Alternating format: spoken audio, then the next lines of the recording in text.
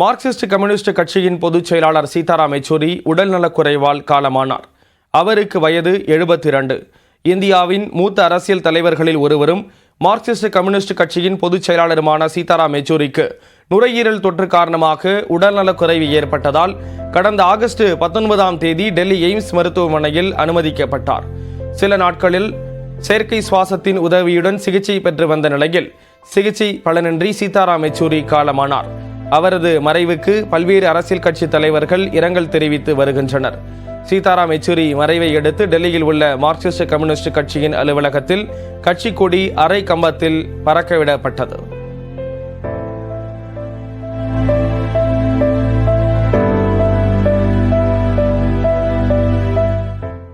மாணவ பருவம் முதலே அரசியல் ஈடுபாட்டுடன் இருந்த சீதாராம் யெச்சூரி மார்க்சிஸ்ட் கம்யூனிஸ்ட் கட்சியின் பொதுச் செயலாளராக தொடர்ந்து 3 முறை தேர்வு செய்யப்பட்டவர்.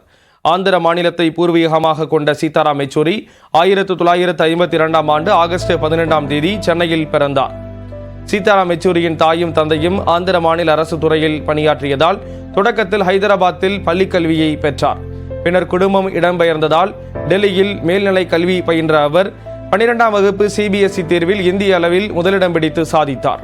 பின்னர் பொருளாதாரத்தில் பட்டம் முடித்த சீதாராம் யெச்சூரி டெல்லி ஜவஹர்லால் நேரு பல்கலைக்கழகத்தில் பொருளாதாரம் பயின்றார்.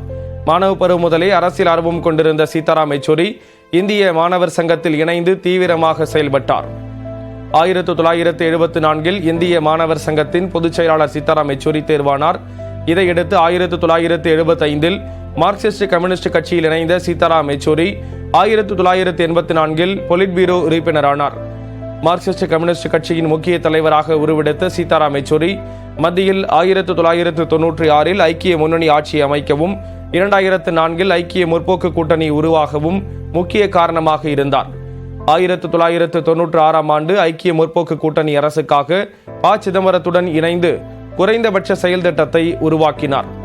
மேற்கு வங்கத்திலிருந்து 2005ஆம் ஆண்டு மாநிலங்களவை எம்பியாக தேர்வு செய்யப்பட்ட அவர் 2017ஆம் ஆண்டு வரை எம்பியாக நீடித்தார்.